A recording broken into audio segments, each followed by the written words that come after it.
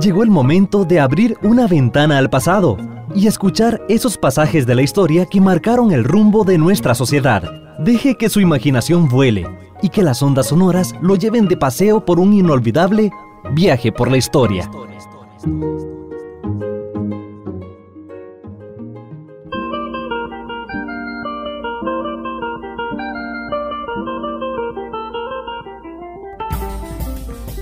La historia política y electoral de Costa Rica se remonta prácticamente a los mismos días de la independencia de Costa Rica. Quizás la primera elección que tuvimos fue la elección del diputado a las Cortes Españolas, cuando nosotros todavía éramos parte de la colonia española, éramos parte todavía del reino español. Y hacia 1812, cuando se reunieron las Cortes de Cádiz, ahí se hizo la primera elección para escoger un diputado de Costa Rica, a lo cual hubo que sumar parte de la población de Guanacaste, de Nicoya en aquel momento, del partido de Nicoya, para poder darle el contenido numérico de votos que se necesitaban. Por eso es que la figura del doctor Florencio del Castillo, gran sacerdote muy importante en aquellos días, que desempeña un papel muy activo en las Cortes de Cádiz, incluso hablando contra la esclavitud y otros aspectos, esa figura, ese óleo, esa pintura de su figura física está dentro del recinto parlamentario de Costa Rica, en lo que se llama el plenario del Poder Legislativo, que es donde se reúnen los 57 diputados todos los días en las tardes. Allí hay un óleo con la figura del doctor Florencio del Castillo. Desde esa época se le reconoce como el primer diputado electo por la población de Costa Rica en ese momento. La otra figura importante en el recinto legislativo es la figura del primer jefe de Estado, Juan Mora Fernández, con el cual se constituyeron los poderes públicos de Costa Rica, el poder ejecutivo, el poder legislativo, el poder judicial. En tanto, en 1824 se creó el Estado de Costa Rica, y con ese Estado de Costa Rica se constituyeron esos poderes. Por eso es que esa figura también descansa dentro del recinto parlamentario. Son los únicos dos personajes, aparte de los 57 diputados, que tienen presencia permanente en el recinto parlamentario. El doctor Florencio del Castillo, el primer diputado de Costa Rica, ante las Cortes de Cádiz, y don Juan Mora Fernández, primer jefe de Estado, un educador, que durante su gobierno se constituyó el poder legislativo de Costa Rica. Eso es importante entenderlo, porque eso significa que nosotros tenemos vida electoral desde temprano, desde antitos de empezar a surgir como país independiente.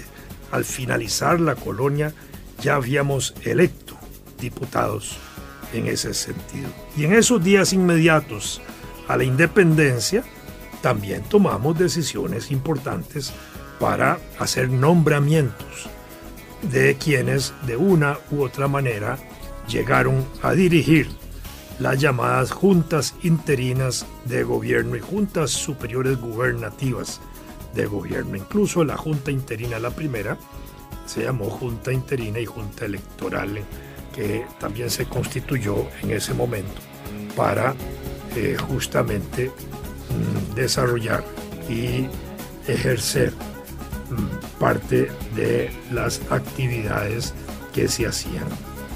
En ese sentido, los electores, los que tenían esa capacidad de decidir en la primera junta, no votaron los de Heredia, porque no habían decidido obedecer el pacto social interino de Costa Rica o pacto de concordia. Entonces no formaron parte de la elección de esa primera junta de gobierno y formaron la Junta Interina y la Junta Electoral, que se nombró por un presidente, un secretario y los escrutadores, que eran los que controlaban los votos o los que tenían que llevar la parte organizativa del conteo de votos. Hacia 1822 la Junta Superior Gubernativa ya integró una primera junta de gobierno.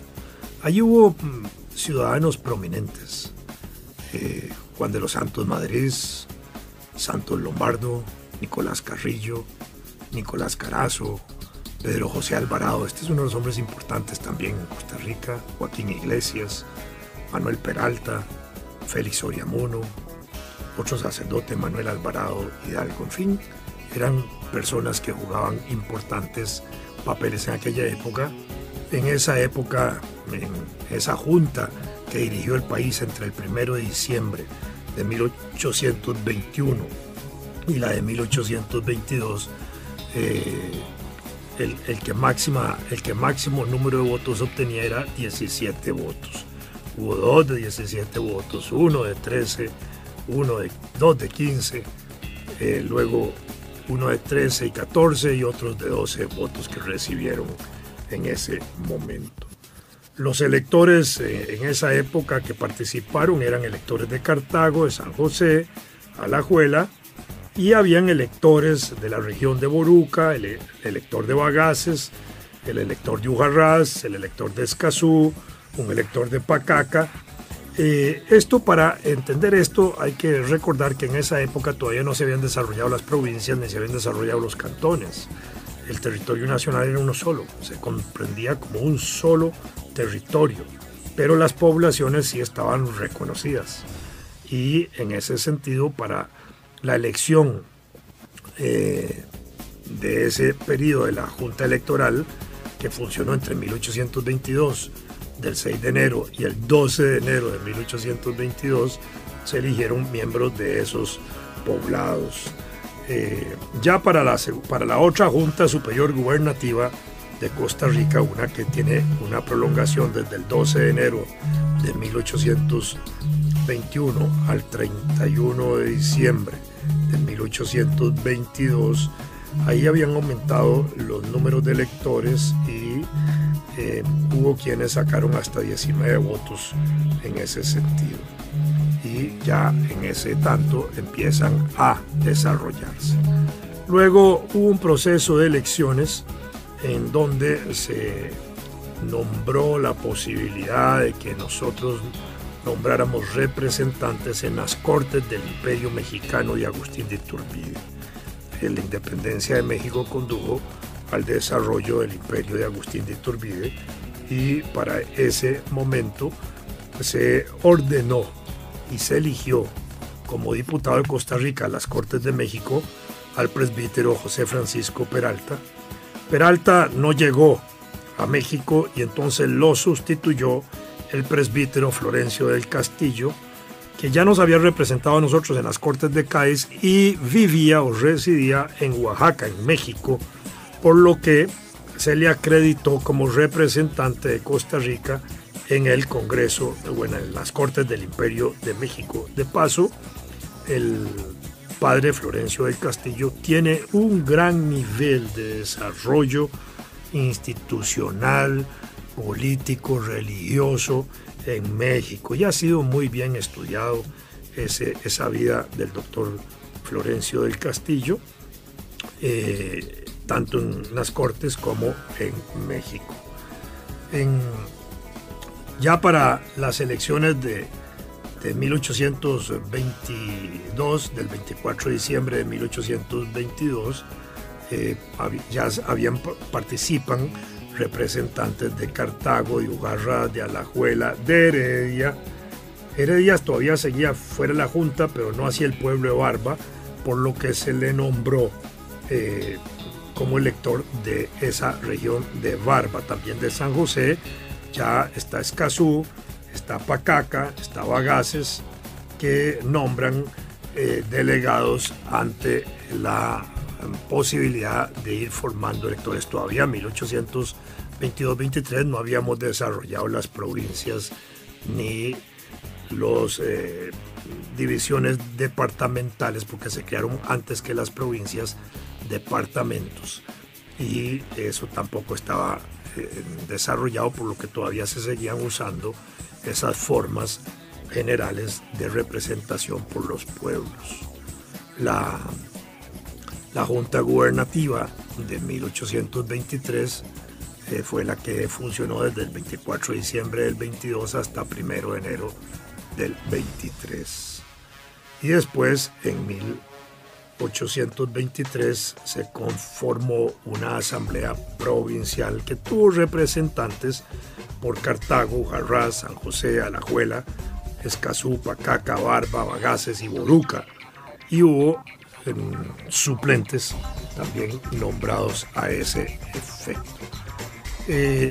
Ya en 1835 se toma la decisión de nombrar, de dividir el país en regiones y se crean los departamentos. Así se creó el departamento occidental, el departamento oriental y el departamento Guanacaste, considerando que ya el partido de Nicoya se había incorporado a Costa Rica. En ese sentido, la constitución del país se iba formando más.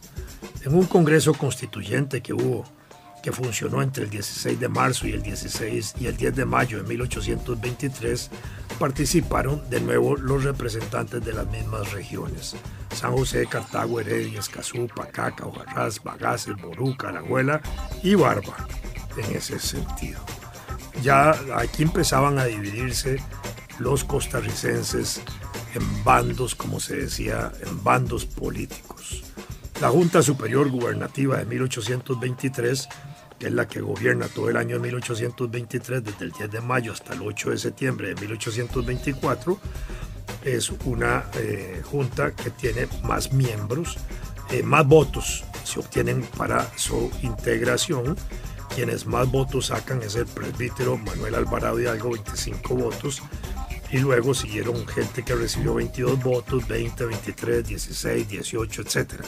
Pero ya se habían constituido y seguían siendo parte de las regiones San José, Cartago, Ujarrás, Boruca, Escazú, Alajuela, Heredia y Bagaces, que empezaban a dividirse en parroquias. La parroquia San José, la parroquia Curriabat, la parroquia de Acerrí en Cartago, Cot, Quircó, Tres Ríos y Tobosi. En Ujarrás, Orosi y Tucorrique. En Boruca y Térraba. En Escazú y Pacaca. Alajuela, la parte central de Alajuela. Heredia, comprendía Heredia y Barba. Bagaces, Esparza y Cañas. Fíjense que con esto ya se va delimitando una mayor precisión de identidad regional del país, porque van apareciendo los distintos pueblos y alrededor de ellos empezaron a aparecer también el número de electores. San José tenía 29 electores en ese periodo, 1823, Cartago 27, Ujarrás 7, Boruca 4, Escazú 7, Alajuela 21, Heredia 19, Bagaces 5. Y el número de diputados que elegían era San José 8, Cartago 7, todavía sigue eligiendo 7 San José hoy, Cartago, San José hoy elige 19, Ujarrás 2, que ahora pertenece a Cartago, Boruca, Escazú 2, que ahora pertenece a San José, Alajuela 4, hoy elige 11 diputados, Heredia 6, sigue eligiendo 6 diputados hoy, Bagaces 1, en Guanacaste hoy se eligen 4 diputados. Entonces, así se fue conformando ese número de diputados y de representantes populares que empezaron a participar en aquellos años en esos procesos. Los partidos igual eran las regiones que al interior se iban estableciendo y dividiendo a los efectos generales. Ya en 1824 empezó a funcionar el Estado de Costa Rica, y dentro del Estado de Costa Rica también formamos parte de la Federación. Centroamericana. Y la Federación Centroamericana tenía a la vez un Congreso, un Poder Ejecutivo y una Corte. De manera que nosotros en ese periodo de 1824 a 1848, cuando funcionó la República Federal Centroamericana, tuvimos procesos electorales nuestros para integrar el Estado Libre de Costa Rica, que era el Estado federado dentro de la Federación, y hacíamos elección también para nombrar nuestros representantes en la República Federal en el Congreso y para tomar decisión sobre los presidentes de la Federación. Ese es un proceso estudiado para el caso costarricense, obviamente que sí, pero poco memorizado. Nosotros como que hemos roto en la mente, en la memoria histórica, ese tipo de vínculo que tuvimos con Centroamérica. Nosotros formamos parte de esas supremas autoridades federales y en ese sentido los estados nombraban por juntas populares, dividiendo la población en distritos y en departamentos para elegir esos representantes, que la base de la población debía ser no menor de 250 y no mayor de 2.500 habitantes por aquellos años. Y así se iban nombrando los representantes hacia arriba, después por departamento, y donde de ahí se nombraban los representantes que iban al Congreso, el presidente y el vicepresidente de la República y los individuos de la Corte, de acuerdo a la estructura federal o centroamericana que se había establecido. En los 5 estados de la Federación, Nicaragua, Costa Rica, Guatemala, El Salvador y Honduras, se señalaron normas generales para el nombramiento o la designación o la elección, como lo queramos llamar, de estos representantes. Y al interior de Costa Rica, la ley fundamental de 1825, que tenía un carácter de constituyente, de asamblea de constitución, pues empezó también a regir, y con ellos se empezaron a regular procesos de elección a través de las llamadas juntas populares que estaban constituidas por todos los ciudadanos. En este caso, los ciudadanos eran todos los hombres en ejercicio de sus derechos, que debían ser mayores de edad y con una propiedad o con bienes o con riquezas o con medios de riqueza que no bajasen de 100 pesos de la época. Imagínense esto, vamos a ponerlo en equivalente al dólar, en $100 de 1825. Es decir, había que tener una base económica. ¿Cuál era el sustento quizás de la base económica? Eso tal vez no está muy bien desarrollado en la teoría, pero podría obedecer fundamentalmente a que se suponía que la gente que tenía cierta capacidad económica, primero tenía tiempo para dedicarse a la política y segundo iba a llegar a la política también para no robar. No tenía que...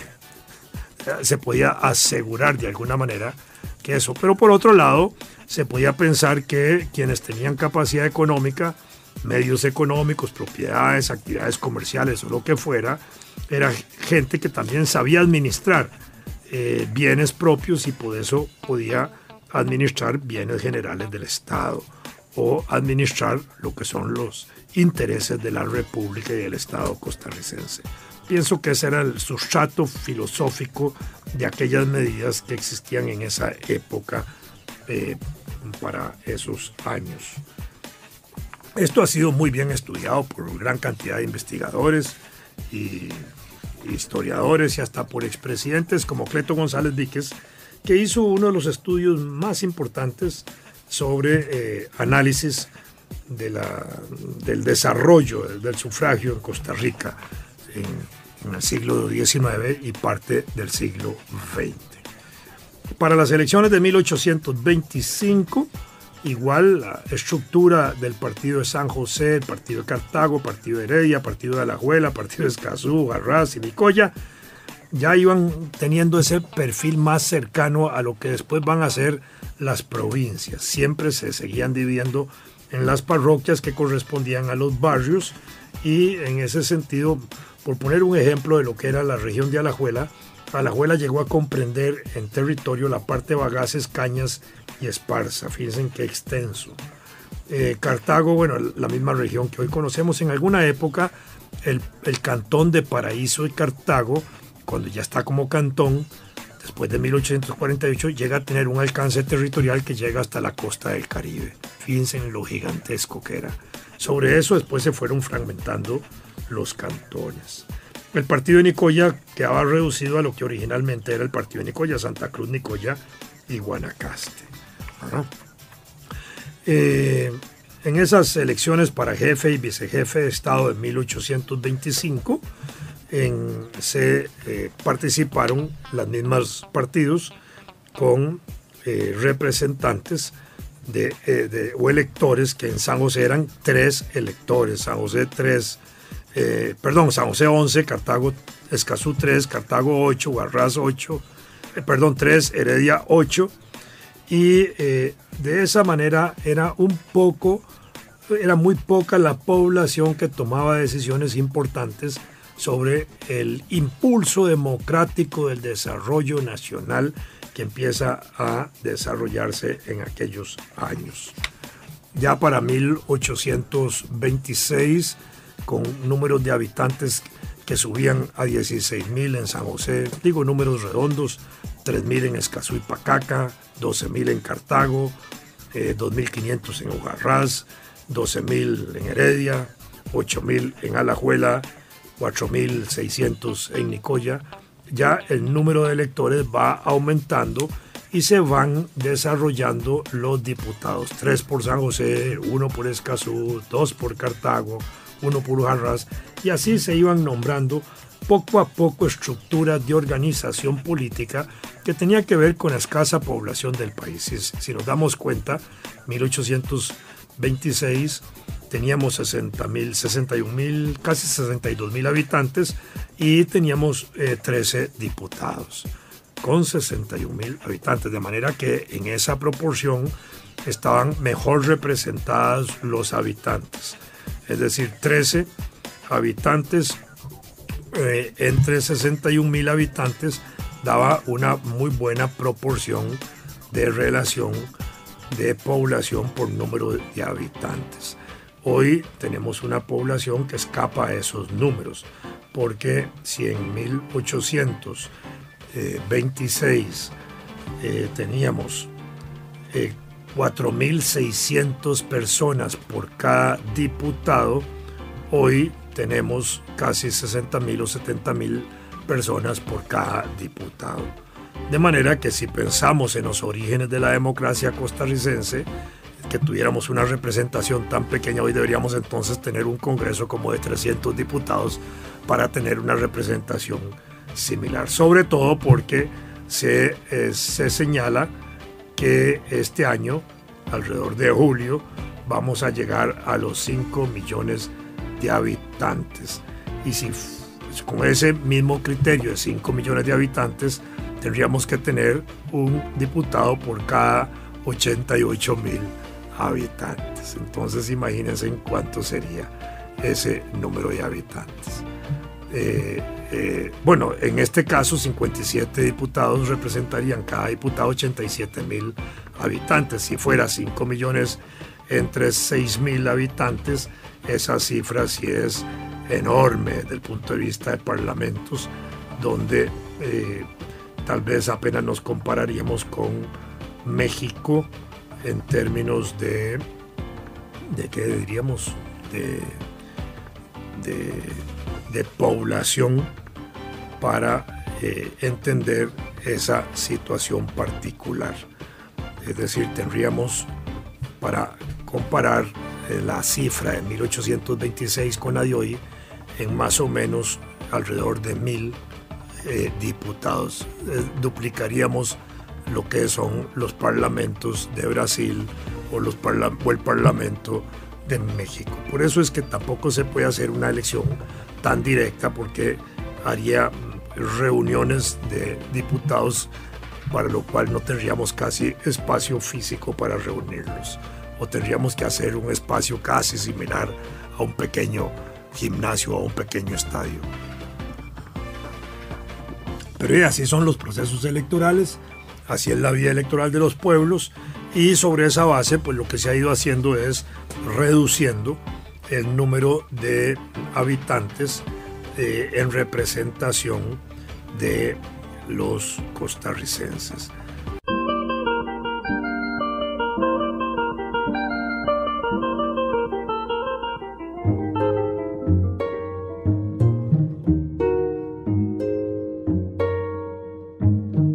Acompáñenos la próxima semana y sumérjase en el mar del conocimiento de la historia y deje que su imaginación vuele una vez más y que las ondas sonoras lo lleven de paseo por un inolvidable viaje por la historia.